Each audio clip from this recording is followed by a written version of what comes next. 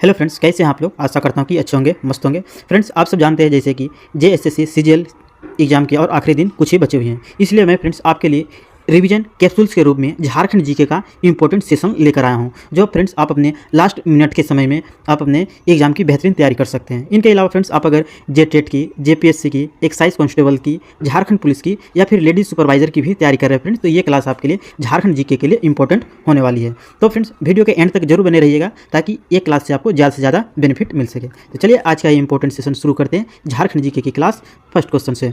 First question हो जाएंगे हमारे, रांची में कैथोलिक गिरजाघर की स्थापना किस वर्ष की गई थी। रांची में जो कैथोलिक गिरजाघर है फ्रेंड्स, इसकी स्थापना किस वर्ष की गई थी। चार ऑप्शन हैं आपके सामने।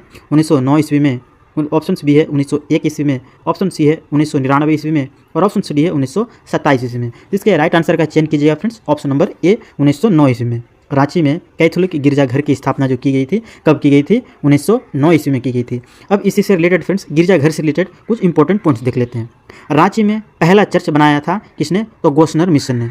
रांची में जो पहला चर्च की स्थापना की गई थी फ्रेंड्स, किसके द्वारा की गई थी, तो गोस्नर मिशन के द्वारा। और ये कब की गई थी, तो 1855 में की गई थी। नेक्स्ट है, गोस्नर मिशन के वास्तविक संस्थापक कौन थे।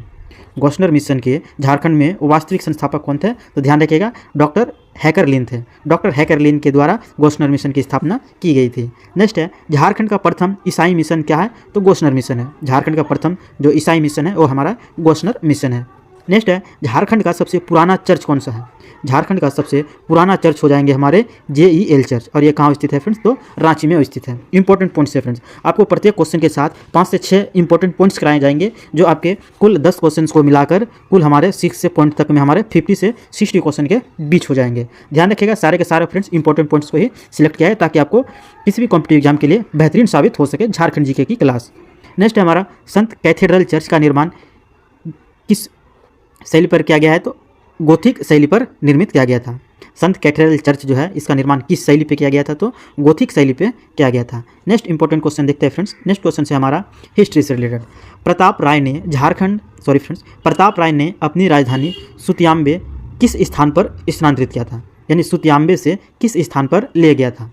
प्रताप राय जो है ये किस वंश का राजा था फ्रेंड्स, तो ये नागवंशी राजा था। ये नागवंशी राजा था जब अपनी सुतियाम्बे से अपनी राजधानी को स्थानांतरित कर लेता है। तो कहाँ स्थानांतरित करता है, चार ऑप्शन से आपके, घाघरा में, ऑप्शन बी है चुटिया में, और ऑप्शन सी है खोखरा में, और ऑप्शन डी है कर्णपुरा में। इसके राइट आंसर का चयन कीजिएगा, ऑप्शन नंबर बी चुटिया में। और ये चुटिया जो कहाँ स्थित है फ्रेंड्स, ये रांची में स्थित है। यहीं पे अपनी राजधानी को ले गया था। इंपॉर्टेंट पॉइंट्स देख लेते हैं।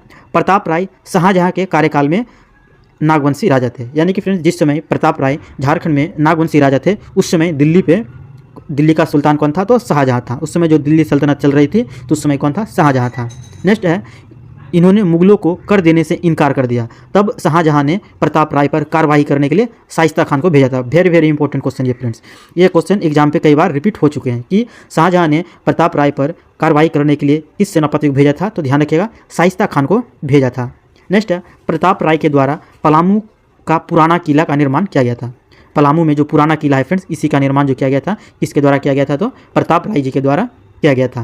नेक्स्ट क्वेश्चन देखते हैं। नेक्स्ट क्वेश्चन से हमारा, निम्न में से कौन सा विश्व प्रसिद्ध छऊ नृत्य करता है। यानी फ्रेंड्स चार ऑप्शंस आपके दिए गए हैं नृत्यकर्ताओं में से, इनमें से आपको जो सुप्रसिद्ध है छऊ नृत्यकर्ता में से विश्व प्रसिद्ध है उनका आपको चयन करना है। ऑप्शन से आपके चेतन जोशी, ऑप्शन बी है मुकुंद नायक, ऑप्शन सी केदारनाथ साहू, और ऑप्शन डी है अशोक भगत। इनमें से राइट आंसर का चयन कीजिएगा friends. Option number C Kedarnath Sahu के द्वारा विश्व प्रसिद्ध छऊ नृत्य को उजागर किया गया था। इंपॉर्टेंट पॉइंट देख लेते हैं फ्रेंड्स छऊ नृत्य से रिलेटेड। छऊ नृत्य से अक्सर सवाल पूछे जाते हैं, अन्य नृत्य को भले पूछे ना पूछे लेकिन छऊ नृत्य से सवाल पूछे ही जाते हैं। इसका उद्गम सरायकेला माना जाता है। छऊ नृत्य का जो उद्गम माना जाता है किस स्थान से माना जाता है, तो सरायकेला से माना जाता है। इसके दो भेद हैं, ध्यान रखिएगा फ्रेंड्स। छऊ नृत्य के दो भेद हैं, एक है हथियार श्रेणी और दूसरा है कालीभंग श्रेणी। ध्यान रखिएगा, एक है हथियार श्रेणी और दूसरा है कालीभंग श्रेणी। छऊ नृत्य को 2010 में यूनेस्को द्वारा विश्व धरोहर सूची में शामिल किया गया। ध्यान रखिए फ्रेंड्स, झारखंड का ये छऊ नृत्य ऐसा नृत्य है जो यूनेस्को के विश्व धरोहर सूची में शामिल है। और इसे कब शामिल किया गया था, तो 2010 में शामिल किया गया था। इंपॉर्टेंट क्वेश्चन फ्रेंड्स, कब शामिल किया गया था, 2010 में। नेक्स्ट है, इस नृत्य पर 3 राज्य झारखंड, पश्चिम बंगाल और उड़ीसा अपना दावा करते हैं। यानी कि फ्रेंड्स इस राज्य का जो प्रमुखता से रूप में मनाए जाते हैं किस किस राज्य में, तो झारखंड में, झारखंड के पूर्व में स्थित पश्चिम बंगाल में और झारखंड के दक्षिण में स्थित उड़ीसा राज्य में काफ़ी प्रचलित है। इसे प्रथम बार 1937 में विदेश में प्रदर्शित किया गया था। यानी कि फ्रेंड्स झारखंड निर्माण होने से पहले ही छऊ नृत्य का प्रचलन जो है विश्व स्तर में पहुंच चुका था और ये सबसे पहले बार कब किया गया था तो 1937 ईस्वी में किया गया था। नेक्स्ट क्वेश्चन से हमारा काइनाइट। काइनाइट के उत्पादन में झारखंड का देश में कौन सा स्थान है? काइनाइट के उत्पादन में झारखंड का देश में कौन सा स्थान है? 4 ऑप्शन से आपके चौथा, ऑप्शन बी है तीसरा, ऑप्शन सी है दूसरा और ऑप्शन डी है प्रथम। जिसके राइट आंसर का चयन कीजिएगा फ्रेंड्स। ऑप्शन नंबर डी प्रथम स्थान है। झारखंड में काइनाइट के उत्पादन में कितना स्थान है तो प्रथम स्थान है। इंपॉर्टेंट पॉइंट देख लेते हैं फ्रेंड्स। काइनाइट रूपांतरित एल्यूमिनियम चट्टानों में पाया जाता है। ये काइनाइट जो पाए जाते हैं फ्रेंड्स किस प्रकार की चट्टानों में पाए जाते हैं तो एल्यूमिनियम की चट्टानों में पाए जाते हैं। इसका उपयोग ऑटोमोबाइल्स में स्पार्किंग बनाने में किया जाता है। ऑटोमोबाइल्स में क्या प्रयोग बनाने में किया जाता है इसका काइनाइट का तो ऑटोमोबाइल्स के स्पार्किंग बनाने में किया जाता है। नेक्स्ट है, यह झारखंड का सबसे बड़ा उत्पादक राज्य है। काइनाइट का जो उत्पादन होता है फ्रेंड्स झारखंड में सबसे अधिक मात्रा में होता है। झारखंड का पहला तांबा कारखाना फ्रेंड्स कहाँ खोला गया था तो ध्यान रखिएगा घाटशिला में खोला गया था।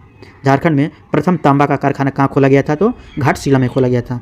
और पहले यूरेनियम खान जादूगोड़ा में खोला गया था और पहला जो यूरेनियम की खान खोला गया था तो कहाँ खोला गया था फ्रेंड्स जादूगोड़ा में खोला गया था। नेक्स्ट क्वेश्चन से हमारा सोहराई गीत से रिलेटेड। सोहराई गीत किस महीने में गाया जाता है? झारखंड में जो सोहराई गीत का प्रचलन है फ्रेंड्स ये किस महीने में गाया जाता है? 4 ऑप्शन से आपके कार्तिक, ऑप्शन बी है चैत्र, भाद्रपद और ऑप्शन डी है बैसाख। इसके राइट आंसर का चयन कीजिएगा। ऑप्शन नंबर ए कार्तिक महीने में गाया जाता है। सोहराई गीत कब गाया जाता है तो कार्तिक महीने में गाया जाता है। सोहराई गीत के बारे में कुछ पॉइंट्स देख लेते हैं। यह त्यौहार दीपावली के तुरंत बाद अमावस्या के दिन मनाया जाता है। यह गीत जो है फ्रेंड्स त्यौहार के दौरान मनाया जाता है और कब मनाया जाता है तो दीपावली के तुरंत बाद अमावस्या के दिन मनाया जाता है। अगले दिन मवेशियों को नहलाया जाता है और फिर मवेशियों को तेल व सिंदूर लगाया जाता है। यानी कि फ्रेंड्स ये त्यौहार जो है पशुओं की जो पालतू पशु है उसकी देखभाल के लिए मनाया जाता है और भगवान से कामना की जाती है। तो ध्यान रखिएगा पशुओं से रिलेटेड है सोहराई गीत और सोहराई त्यौहार। सोहराई झारखंड, बिहार और उड़ीसा के संथाल लोगों के द्वारा मनाया जाता है। काफ़ी इंपॉर्टेंट क्वेश्चन फ्रेंड्स। सोहराई जो गीत है फ्रेंड्स ये संथाल लोगों के द्वारा मनाया जाता है। नेक्स्ट है, यह गाय और भैंस जैसे पालतू घरेलू पशुओं की देखभाल के लिए मनाया जाता है। काफ़ी इंपॉर्टेंट क्वेश्चन है फ्रेंड्स। इस तरह क्वेश्चन जो है एग्जाम पे अक्सर रिपीट होते रहे हैं तो ध्यान रखिएगा सोहराई गीत जो है ये संथाल लोगों के द्वारा मनाया जाता है। फ्रेंड्स आपको अगर हमारी प्रश्न की क्वालिटी और कंटेंट अगर पसंद आ रही है फ्रेंड्स तो वीडियो को एक लाइक और एक शेयर अवश्य कीजिएगा। और फ्रेंड्स आप अगर झारखंड स्टडी 99 पर नए हैं तो सब्सक्राइब कीजिएगा और बेल आइकन को भी प्रेस कर दीजिएगा ताकि आपको आने वाली हमारी इंपॉर्टेंट वीडियो का नोटिफिकेशन आप तक पहुँचते रहे। नेक्स्ट क्वेश्चन देखते हैं। जतरा भगत को गिरफ्तारी के बाद किस जेल में रखा गया था?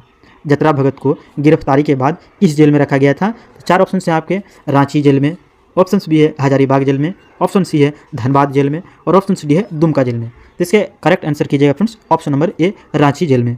जतरा भगत को गिरफ्तारी के बाद किस जेल में रखा गया था तो रांची के जेल में रखा गया था। इंपॉर्टेंट पॉइंट देख लेते हैं फ्रेंड्स। जो जतरा भगत भारतीय स्वतंत्रता आंदोलन के क्रांतिकारी रहे थे।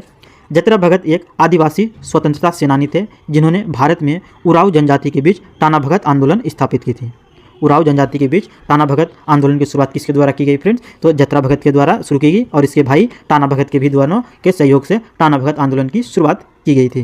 नेक्स्ट है, जतरा भगत का जन्म 1888 में गुमला जिले के नवाटोली गाँव में हुआ था। ध्यान रखिएगा फ्रेंड्स जतरा भगत का संबंध जो है ये जन्म किस जिले में हुआ था तो गुमला जिले में हुआ था और कब हुआ था? 1888 में हुआ था। नेक्स्ट है, टाना भगत आंदोलन अहिंसा, आत्मनिर्भरता और स्वशासन के सिद्धांतों पर आधारित थी। टाना भगत आंदोलन किस सिद्धांतों पर आधारित थी फ्रेंड्स? तो अहिंसा पर आधारित थी, आत्मनिर्भरता पर आधारित थी और स्वशासन सिद्धांतों पर आधारित थी। नेक्स्ट क्वेश्चन देखते हैं। आदिवासी अस्तित्व और झारखंड अस्मिता के सवाल।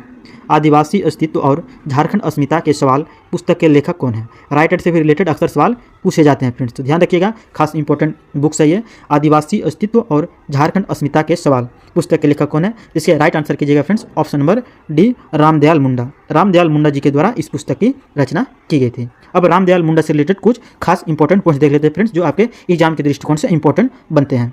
रामदयाल मुंडा एक भारतीय विद्वान और क्षेत्रीय संगीत प्रतिपादक थे। रामदयाल मुंडा जो है ये भारतीय विद्वान भी थे और क्षेत्रीय संगीत के प्रतिपादक भी थे। कला के क्षेत्र में उनके योगदान के लिए उन्हें साल 2010 के पद्मश्री सम्मान से भी सम्मानित किया गया था। ध्यान रखिएगा फ्रेंड्स रामदयाल मुंडा को 2010 ईस्वी में पद्मश्री सम्मान से भी सम्मानित किया गया था। कब? 2010 में। नेक्स्ट है, वह रांची के विश्वविद्यालय के कुलपति और भारतीय संसद के ऊपरी सदन के सदस्य भी थे। यानी कि फ्रेंड्स भारत में जो राज्यसभा और लोकसभा होते हैं उनमें से राज्यसभा के सदस्य भी रह चुके हैं और रांची विश्वविद्यालय के कुलपति भी रह चुके हैं। कौन? रामदयाल मुंडा, जिसने आदिवासी अस्तित्व और झारखंड अस्मिता के सवाल पुस्तक की रचना की थी। नेक्स्ट है 2007 में उन्हें संगीत नाटक अकादमी पुरस्कार भी मिला था। इंपॉर्टेंट है फ्रेंड्स, ये 2 डेट याद रखिएगा। 2010 ईस्वी में रचना में योगदान के लिए पद्मश्री से सम्मानित किया गया था और 2007 में उन्हें संगीत नाटक अकादमी से भी पुरस्कार भी दिया जा चुका था। 2010 और 2007 ध्यान रखिएगा। नेक्स्ट क्वेश्चन से हमारा, राज्य के किस जिले में फॉसिल्स गार्डन विकसित किया गया है? यानी कि फ्रेंड्स फॉसिल्स पार्क के बारे में शायद आप जानते ही होंगे। राज्य के किस जिले में फॉसिल्स पार्क विकसित किया गया है? 4 ऑप्शन से आपके हजारीबाग, ऑप्शन बी है साहिबगंज, ऑप्शन सी है दुमका और ऑप्शन सी डी है देवघर। इसके राइट आंसर का चयन कीजिएगा friends, option number B Sahibganj जिले। साहिबगंज जिले में फॉसिल्स पार्क का विकसित किया गया था। इंपॉर्टेंट पॉइंट देख लेते हैं। यह झारखंड का प्रथम जीवाश्म उद्यान है। यह झारखंड का प्रथम जीवाश्म उद्यान है। नेक्स्ट है, यह पार्क राजमहल की पहाड़ियों में स्थित है। यह पार्क जो है राजमहल की पहाड़ियों में स्थित है, जो जुरासिक युग के पौधे के जीवाश्म की समृद्ध विविधता का निवास है। जो जुरासिक युग में जो पौधे उपज रहे थे फ्रेंड्स, उस समय से ये विविधता का निवास रहा है। नेक्स्ट है, पार्क में एक संग्रहालय, एक व्याख्या केंद्र और एक पैदल पथ भी है।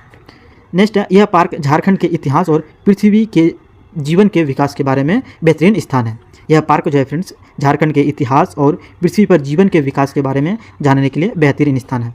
साहिबगंज जिला झारखंड की एकमात्र गंगा नगरी है। इंपॉर्टेंट क्वेश्चन है फ्रेंड्स और इजी भी है। झारखंड की एकमात्र गंगा नगरी साहिबगंज जिले हैं, जो आप कह सकते हैं कि झारखंड का एकमात्र साहिबगंज जिला है जिससे गंगा नदी गुजरती है। नेक्स्ट क्वेश्चन है, चतरा गुरुद्वारा किस नदी के तट पर स्थित है? चतरा गुरुद्वारा जो है ये किस नदी के तट पर स्थित है? 4 ऑप्शन से आपके भैरवी नदी, ऑप्शन बी है दामोदर नदी, ऑप्शन सी है उत्तरी कोयला नदी और ऑप्शन सी डी है निरंजना नदी। इसके राइट आंसर का चयन कीजिएगा friends, option number D Niranjana नदी। चतरा गुरुद्वारा किस नदी के तट पर अवस्थित है? तो निरंजना नदी के तट पर अवस्थित है। निरंजना नदी से कुछ पॉइंट्स लिख लेते हैं फ्रेंड्स। निरंजना नदी को ही फाल्गु नदी कहते हैं और इसी को फिर लीलाजन नदी के नाम से भी जाना जाता है, यानी 3 नामों से जाना जाता है। निरंजना नदी, फाल्गु नदी और लीलाजन नदी के नाम से भी जानी जाती है।